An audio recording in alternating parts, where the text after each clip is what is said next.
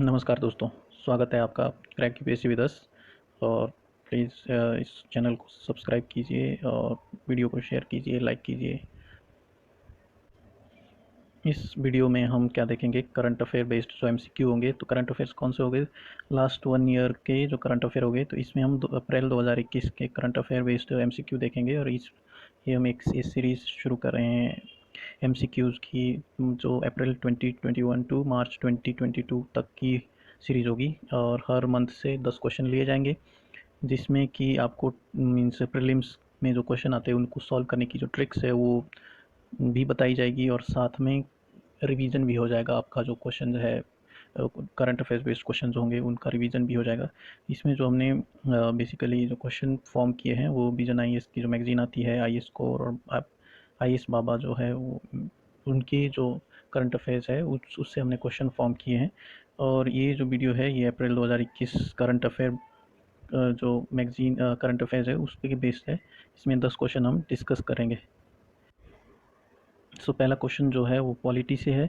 तो पॉलिटी में क्या है, consider the following, ministry of IT और broadcasting has launch the new of first of its kind online dispute resolution handbook in India.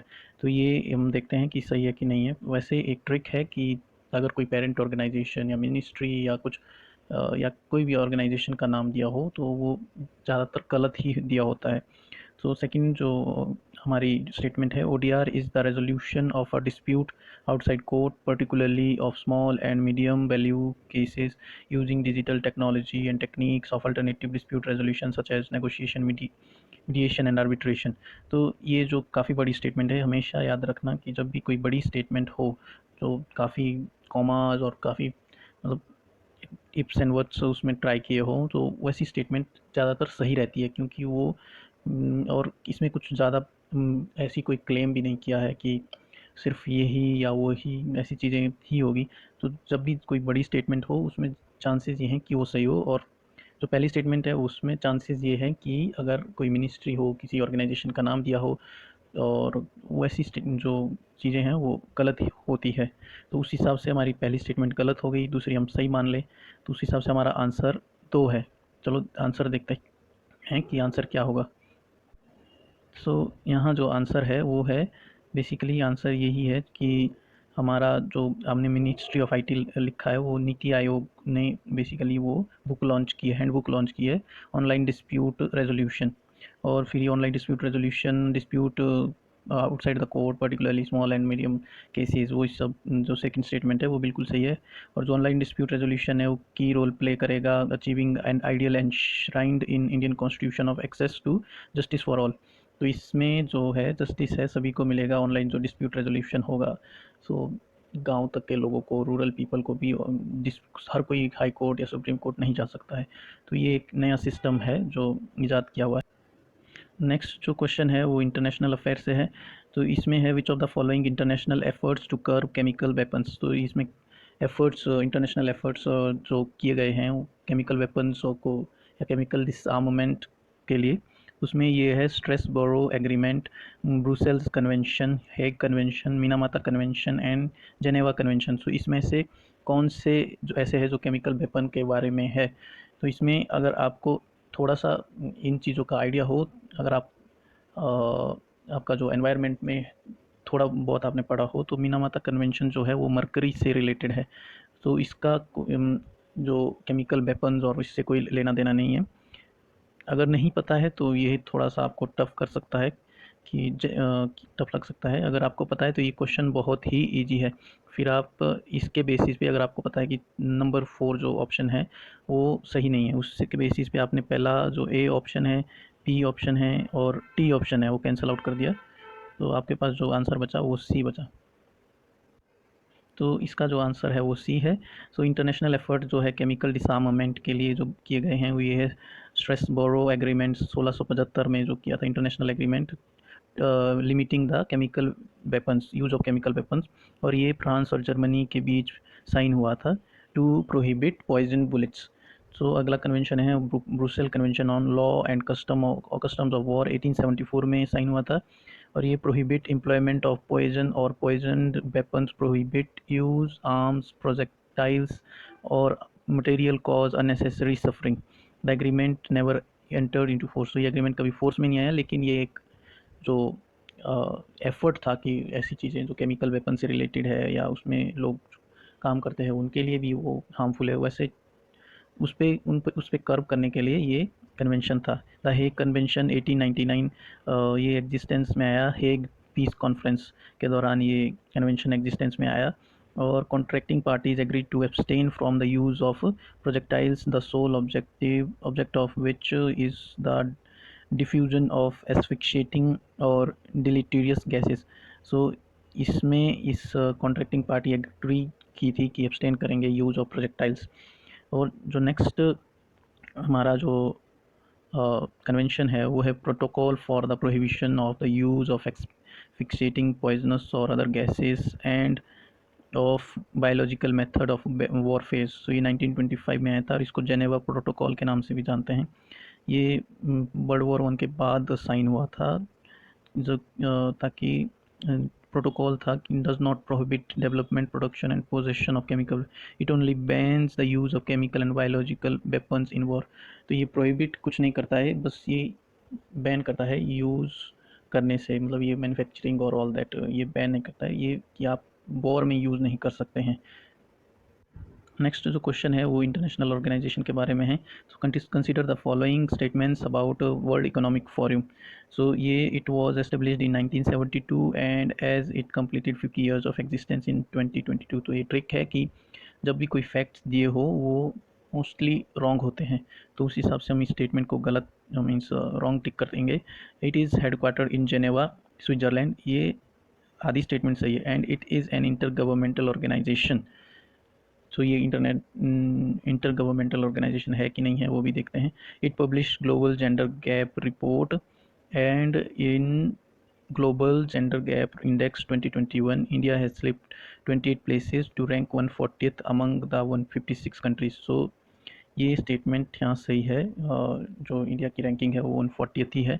सो उस basis पे इसमें जो पूछा है वो इनकरेक्ट है। सो ये चीज़ भी आपने ध्यान रखनी है कि करेक्ट पूछा है कि इनकरेक्ट। आपको क्योंकि एग्ज़ाम में एक्साइटेड हो जाते हैं तो उस वजह से हम देखते हैं ओके पहली स्टेटमेंट भी गलत है, दूसरी गलत है, तो हमारा यहाँ आंसर क्या होना चाहिए। यहाँ एक ही स्टेटमेंट सही है कि तीसरी सही है, तो उस हिसाब से ऑप्शन तो दिए नहीं है, तो आप खजल हो जाते हैं। उस वजह से ये ज़रूरी है देखना कि करेक्ट पूछा है कि इनकरेक्ट पूछा है। तो यहाँ जो स्टेटमेंट 1 और 2 है वो इनकरेक्ट है, तो आंसर सी है यहाँ। सो इसका जो एक्सप्लेनेशन है वो है, जो आंसर सी था इसका। और सो वर्ल्ड इकोनॉमिक फोरम ये एस्टेब्लिश किया 1971 में, और ये नॉट फॉर प्रॉफिट फाउंडेशन है and it headquarter at Geneva Switzerland. तो वो आधी स्टेटमेंट तो ठीक ठीक ही है, हेडक्वार्टर जेनेवा स्विट्ज़रलैंड, बट जो उसका जो ये इंटरनेशनल ऑर्गेनाइजेशन है फॉर पब्लिक प्राइवेट कोऑपरेशन, ना कि इंटर गवर्नमेंटल ऑर्गेनाइजेशन है। engages the foremost political, business and other leaders of the society to shape global, regional and industry agendas. और India has slipped 28 places as compared to last year rank to 140th among 156 countries. So next जो question है वो science से related है। Medical oxygen काफ़ी news में रही, तो इसके बारे में करेक्ट स्टेटमेंट क्या है। So medical oxygen comprises 98% pure oxygen, 1.5% nitrogen and 5.5% argon. So जैसा कि ट्रिक में बताया कि फैक्ट्स मोस्टली रॉन्ग होते हैं, तो ये चांसेस है कि ये गलत हो। So oxygen concentrator a medical device design to concentrate oxygen from ambient air. So ये ऑक्सीजन कॉन्सेंट्रेटर काफ़ी न्यूज़ में था, जब ऑक्सीजन की काफ़ी कमी आई थी, तो ये काफ़ी फॉरेन कंट्रीज़ ने ऑक्सीजन कॉन्सेंट्रेटर इंडिया को डोनेट किए थे। At -100 degree Celsius oxygen gets converted into liquid form. So ये भी एक फैक्ट दिया है, तो ये हम इसको गलत मार्क करते हैं और नन ऑफ दी अबव। तो यहाँ जो सही स्टेटमेंट है वो बी है। सो इसकी जो एक्सप्लेनेशन है वो आंसर यहाँ बी है कि जो ऑक्सीजन कॉन्सेंट्रेटर है वो बेसिकली मेडिकल डिवाइस है, और ये जो ऑक्सीजन को कैप्चर करता है एम्बियंट एयर से। सो मेडिकल ऑक्सीजन क्या है, it is high purity oxygen and used for medical treatment and is developed to for use in the human body. Medical oxygen cylinder contain high purity of oxygen gas. और इसमें जो oxygen है वो सिर्फ O2 है, वो 90% ही होती है। उसमें जो कुछ 7-8% जो है वो नाइट्रोजन होती है, और उसमें 1-2% जो है वो आर्गन रहती है। Medical oxygen used in variety of settings, commonly medical oxygen administered in facilities like hospital and clinics. It's used during anesthesia, first aid, for emergencies, life support for patients who can't breathe and their own. So ये explanation. सो अगला जो question है वो science and take से है।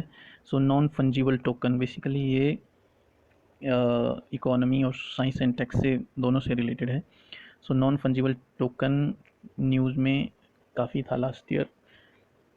ये it is unique proof of ownership over something that you can not hold in your hand, means something intangible, a piece of digital art, or a digital coupon or a video clip. So video clip is something you can't paste it on wall. It's you can watch it and that's it. So NFT can sold and purchased half or as a whole fungible token. The metadata of each NFT is unalterable record that gives it certificate of authenticity. So NFT के बारे में अगर आपको पता होगा, सो ये basically non fungible token है। कोई भी ऐसा आर्ट है या कोई वीडियो क्लिप है जो आप जो यूनिक है और चीज़ों बाकियों से अलग है, वो मे बी सेम टाइप की वीडियो हो लेकिन उसमें थोड़ी बहुत यूनिकनेस है जिस वजह से आप उसको एक नॉन फंजिबल टोकन में कन्वर्ट कर सकते हैं और उसको आप सेल कर सकते हैं, परचेज कर सकते हैं, पर एज ए होल सेल कर सकते हैं, हाफ इसको नहीं। वीडियो को मीन्स आधा कैसे बेच सकते हैं, या किसी कोई डिजिटल आर्ट है उसको पूरा आर्ट ही बेचेंगे, ऐसा आधा ले लो आधा रख लो। सो एज अ हाफ नहीं बेच सकते हैं। तो ये जो स्टेटमेंट है यहाँ गलत है, और पहली और तीसरी स्टेटमेंट यहाँ सही है। और फॉर एग्जांपल जैसे दिनेश कार्तिक की जो वो श्रीलंका में बांग्लादेश के खिलाफ 9 बॉलों में कुछ 28 रन बनाए थे उन्होंने, तो 28 या 29 रन बनाए थे, उसमें उस वीडियो को उन्होंने NFT में कन्वर्ट किया है और उसको सेल करने की कोशिश की है। और जो ट्विटर के CEO है जैक डोर्से, जो उन्होंने जो अपना पहला ट्वीट था उसको भी NFT में कन्वर्ट किया है एंड $2.9 मिलियन समथिंग में उसको सेल किया है। तो इसका जो आंसर है वो है डी है 1 and 3। सो एक्सप्लेनेशन आंसर इसका डी है। और Indian crypto currency exchange Wazir X has launch non fungible token market place for Indian artist. So ये एक वजीर एक्स है जिसने NFT market place Indian artist के लिए ये लॉन्च किया है, उस वजह से न्यूज़ में था। NFT और नॉन फंजिबल टोकन ये डिजिटल ऑब्जेक्ट है that can be drawing, animation, piece of music और फोटो और वीडियो और certificate of authenticity created by blockchain technology. तो उसके लिए जो सर्टिफिकेट है वो ब्लॉकचेन टेक्नोलॉजी ही डिसाइड करती है। और ट्विटर के जो फाउंडर है जैक डोर्से उन्होंने जो अपना पहला ट्वीट है उसको ऑक्शन किया $2.9 मिलियन में। The virtual object, which is actually a computer file, can be exchanged or sold with its certificate. Tokenizing these assets allow them to be bought and sold, traded more efficiently while reducing the probability of fraud. So उसको जो इस तरह token में convert करके उसको means cell किया जा सकता है। The NFT can be used to represent people's identities, property rights and more. So इन चीज़ों में NFT यूज किया जा सकता है।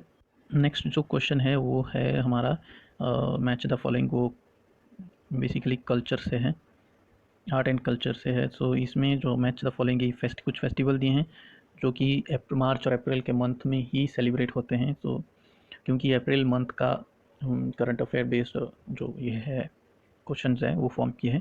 तो यहाँ है शिग्मोत्सव, ये कहाँ होता है, जोर शीतल ये कहाँ होता है, पुटांडु ये कहाँ होता है, विशु। तो ये जो ये सी है ये बेसिकली साउथ इंडियन नाम जो सजेस्ट हो रहा है, तो ये में या तो एक हो सकता है या दो हो सकता है। तो जो केरल है उसमें ज़्यादातर अगर आप नाम देखेंगे तो कोटायम मौ करके ऐसे ज़्यादा होती है, और ये जो नाम है पुटांडु ये ज़्यादा तमिल लग रहा है। बट अगर आपको नहीं है पता तो आप इस क्वेश्चन को ड्रॉप भी कर सकते हैं क्योंकि यहाँ काफ़ी चांसेस है गलत होने के। और अगर आपको एक या दो कैस कर सकते हैं आप, तो अगर हम सी को देखें, एक कितने जगह है, सो हमारे पास जो आंसर यहाँ है इन दो में से एक है। तो अगर हम ये देखें कि सी, अब यहाँ सी और डी दोनों एक बराबर एक जैसे ही है, तो सी मतलब अगर हमारा आंसर ये है तो सी एक है और डी दो है। अब जो प्रॉब्लम हमारे को है वो ए और बी में है।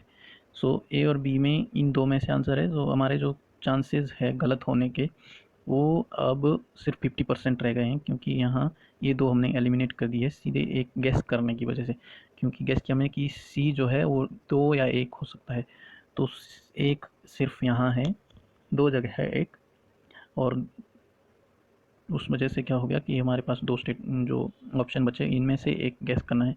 तो यहाँ जो आंसर बेसिकली है वो हमारा सी ऑप्शन है। जो शिग्मोत्सव है वो गोवा में होता है, जोर शीतल जो बिहार में होता है, और पटांडु तमिलनाडु में होता है, और विशु केरल में होता है।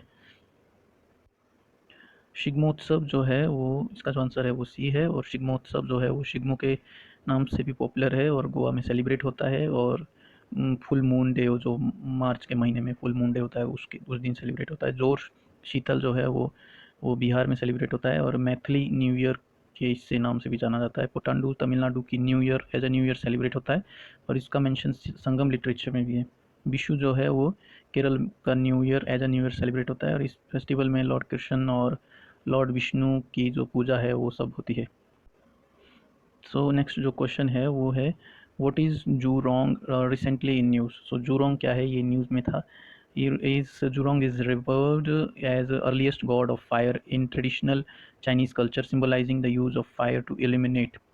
तो ये क्या, ये जो जुरोंग है वो एक गॉड है, fire of god of fire है चाइनीज चाइनीज़ कल्चर में, और सो ये fire of to illuminate symbolize करता है। या Chinese Mars rover will be named Zhurong, या जो चाइनीज़ का जो फर्स्ट मार्स रोवर है उसको जुरोंग के नाम से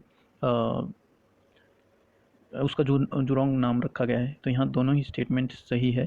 जो चाइनीज़ गॉड ऑफ फायर है उसके नाम पे ही ये चाइना का फर्स्ट मार्स रोवर रखा गया है। सो इसकी एक्सप्लेनेशन ये है कि चाइना का जो फर्स्ट मार्स रोवर है वो जुरोंग को ट्रेडिशनल फायर गॉड के नाम पे रखा गया है। Rover is aboard the Tianwen one probe. So ये जो इस पे इसको अब्रॉड किया गया है। China would become third country after the former Soviet Union and United State to put robot rover on Mars. So ये चाइना तीसरी कंट्री बनी। Tianwen one aims to map the morphology, geology, structure, investigate surface soil characteristics and water ice distribution, analyze and surface material composition, measure the ionosphere and the characteristics of the marine climate and environment at the surface, and perceive physical field and internal structure of Mars. So ये basically इसके बारे में, इसमें ये क्या क्या जो इसका क्या एम है, बेसिकली जियोलॉजिकल स्ट्रक्चर इन्वेस्टिगेट करेगा, surface soil, water ice distribution and analyse surface all that. Next जो क्वेश्चन है वो इकोनॉमी से है, और काफ़ी कॉमन क्वेश्चन है और काफ़ी न्यूज़ में रहता है, स्पेशली जब एमपीसी जो मॉनिटरी पॉलिसी कमेटी बैठती है तो वो काफ़ी न्यूज़ में आता है। Which of the following is a window for bank to borrow from the Reserve Bank of India in an emergency situation when inter bank liquidity dries up completely. तो ये एमरजेंसी सिचुएशन में banks RBI से जो borrow करते हैं उसको क्या कहते हैं? Repo rate, reverse repo rate, marginal cost of funds based lending rate, और मार्जिनल स्टैंडिंग फैसिलिटी। तो यहाँ दो चीज़ों में आपको कन्फ्यूजन हो सकता है, वो है रिवर्स रेपो रेट और मार्जिनल स्टैंडिंग फैसिलिटी। ये इसमें भी जो रेपो रेट है, सॉरी रेपो रेट और मार्जिनल स्टैंडिंग फैसिलिटी, जो रेपो रेट है उस पर बैंक्स जो है वो लोन लेते हैं आरबीआई से, और मार्जिनल फैसिलिटी जो स्टैंडिंग फैसिलिटी है उसमें भी लोन लेते हैं। सो इसका जो आंसर था वो डी था। मार्जिनल स्टैंडिंग फैसिलिटी जो है is a window for a bank to borrow from Reserve Bank of India in emergency situation when inter bank liquidity dries up completely, और bank borrows from central bank by pledging government securities at a rate higher than repo rate under liquidity adjustment facility और LF in short. सो ये repo rate जो decide होती है जिस पे normally bank बोरो करते हैं आरबीआई से, उस पे उससे 1% ऊपर, मतलब उससे high 100 basis point which is 1%, above repo rate इस जो मार्जिनल स्टैंडिंग फैसिलिटीज़ है वो उस पर बोरो कर सकते हैं bank. Under MSF bank can borrow funds up to 1% of their net demand and time liabilities. So जो उनकी डिमांड है, नेट डिमांड है, और उनकी जो टाइम लाइबिलिटीज़ है उसका सिर्फ 1% ही वो बोरो कर सकते हैं इस मैकेनिज़्म। सो नेक्स्ट क्वेश्चन जो है वो ज्योग्राफी से है। मीना हिल रिवर जो है वो किस स्टेट में फ्लो करती है? वो तमिलनाडु है, कर्नाटका है और आंध्रा है, केरल है। कौन से स्टेट्स में ये फ्लो करती है? तो इसका जो आंसर है वो डी है। मीना हिल जो है वो रिवर केरल में फ्लो करती है। उस तो इसके Meena Meenachil is the north eastern region of Kottayam district of Kerala, और name originate from Meenakshi, the Dravidian goddess. Artlier river of the district is also named as Minachil. Minachil river, also known as Kavanar, originates at Vagamon in the western Ghats of Kerala, flows westward through Iratupeta, Palai, Kidangur,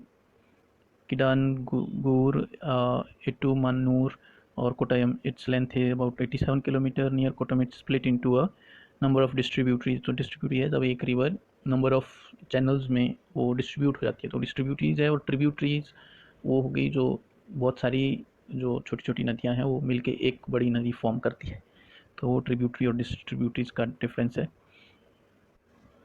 तो एक question फिर से polity का है, वो है कि consider the following under article 139A of the constitution, Supreme Court does have the power to transfer cases from the high courts to itself if cases involve the same question of law। तो ये statement लगभग सही लग रही है, क्योंकि इसमें कोई ऐसी सिर्फ अगर होगा तो इसमें आर्टिकल जो दिया है उसमें हेर फेर किया जा सकता है, लेकिन बाकी स्टेटमेंट बिल्कुल सही लग रही है। So article 39A was introduce as a part of the scheme of 44th constitutional amendment act.